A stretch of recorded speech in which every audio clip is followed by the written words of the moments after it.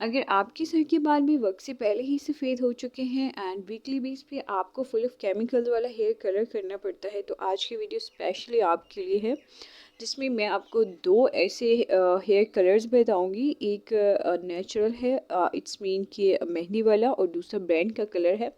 ये दो ऐसे कलर्स हैं जिनके लगाने से आपका जो बाल है सर का, जो एक दफ़ा कलर हो गया उसका कलर रिमूव नहीं होगा, नया जो रूट में से निकलेगा वही वाइट होगा। So let's start this video.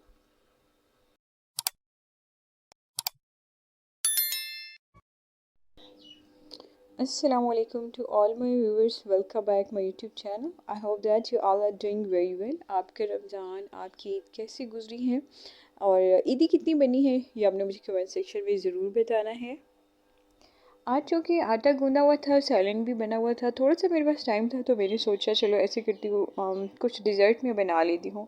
क्योंकि खीर मेरी फेवरेट है, सो मैं यहाँ पे बना रही हूँ आज खीर।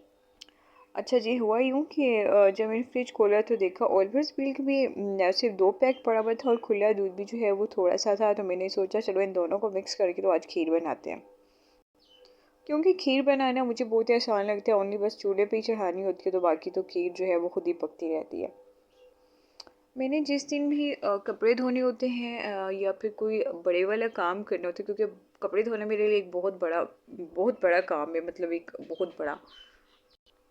तो मैं क्या करती हूँ कि पहले ही खाना बना के रख देती हूँ, आटा गूंद देती हूँ, ताकि जब मैं कपड़े धो के फ्री हूँ या कोई भी काम जो बड़ा बड़ा होता है मेरे लिए वो करके मैं फ्री हूँ, तो मैं थकी हुई हूँ, तो बस मेरे लिए सिर्फ रोटी बनानी हूँ, बाकी सारा काम जो है वो बड़ा आसान होता है। अच्छा, सो आज मैं आपके साथ दो कलर्स शेयर करूँगी। सबसे पहले मैं बताती हूँ आपको मेहंदी वाला। मैंने यहाँ पे लिए हैं खुली मेहंदी के 2 डब्बे, चूँकि यहाँ पे मेरे पास खुली जो होती है ना वो तो प्योर अवेलेबल नहीं है, सो मैंने यहाँ पे 2 डब्बे मंगा लिया। अच्छा, यहाँ पे जो दूसरी इम्पॉर्टेंट चीज़ है, इसमें दो ही चीज़ें डलती हैं, एक है खुली मेहंदी और दूसरा है काला पत्थर। ठीक है, ये जो काला पत्थर है ये बीच में से होता है निशरी की तरह, वो जो सफ़ेद सी निशरी होती है बिल्कुल उस तरह होता है ये, और बड़ा सॉफ्ट सा होता है। इसको बस आपने सिल बिटा में रख के और पीसना होता है। आप देख सकते हैं कि ये कितना काला होता है। देखने में इसका रंग सफ़ेद है, नाम इसका काला पत्थर है, और ये इतना हार्ड काला पत्थर होता है कि जिस जगह पे पड़ा हो ना वो जगह भी काली हो जाती है। जैसे कि ये शॉपर जिसमें ये पड़ा हुआ था कागज़ में, ये भी काला हो चुका है। सो उसके बाद मैंने इसको यहाँ सिलबट्टा में पीसा है और फ़ौरन से सिलबट्टा आपने धो देना है ताकि वो भी काली ना हो। ठीक है, और कोशिश करनी है कि नीचे भी ना गिरे, क्योंकि फ़र्श जो है वो ब्लैक हो जाता है। सेकंड नंबर पे ये है कि आपको मैं दिखाती हूँ जिस डब्बे में मैं बना रही हूँ, क्योंकि उसमें मैंने ऑलरेडी बनाया हुआ था ये वाला, तो वो डब्बा भी किसी किसी जगह से काला हो चुका है। बिल्कुल इसी तरीके से आप अब खुद सोच लें कि जब ये बालों पे लगेगा तो बाल कितने काले हो जाएंगे। जिस बाल पे ये लग गया वो फिर परमानेंट ब्लैक ही रहेगा, वो वाइट नहीं होगा, जो रूट में से बाल आएगा वो वाइट आएगा। सो मैं तो ऑलमोस्ट 2 या 3 माह के बाद लगाती हूँ। अच्छा जी, तो यहाँ पे मैंने मेहंदी का एक डब्बा डाला है, क्योंकि थोड़े से मेरे बाल हैं वाइट फ्रंट पे, या बाकी नहीं है। सो उसके अंदर ये जो अच्छा काला पत्थर है, ये क्वांटिटी में आप जब पंसार के पास जाएंगे लेने के लिए तो उसे कहना है कि तुम 100 रुपये का दे दो, मतलब मैंने इसी तरह एस्टिमेट रखा हुआ है।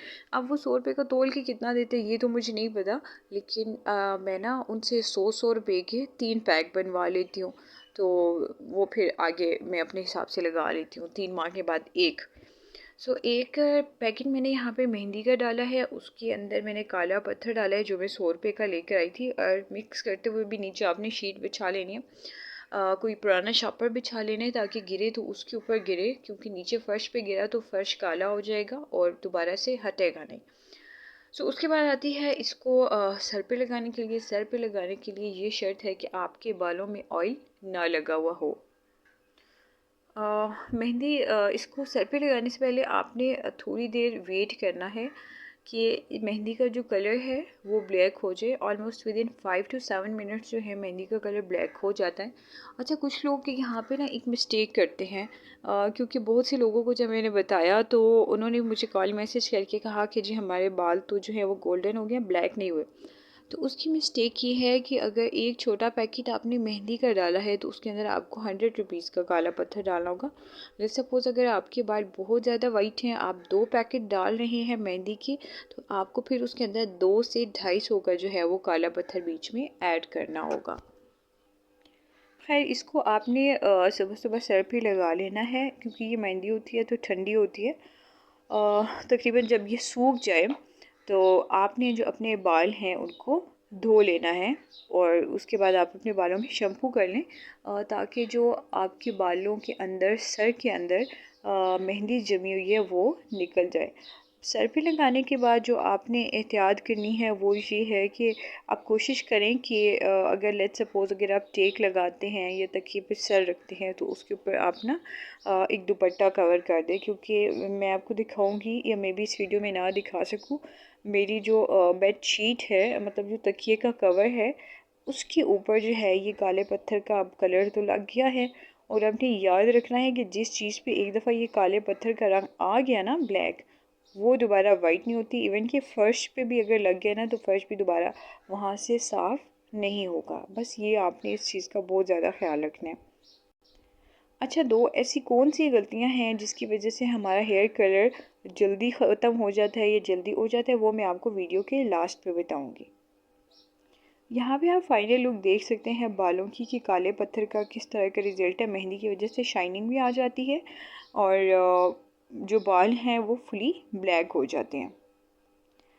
अच्छा, सेकंड नंबर पे मुझे जो कमेंट्स आते हैं, कोई ऐसा हेयर कलर ट्यूब बता दे जिससे लगाने से जो है बाल बहुत जल्दी वाइट ना हो।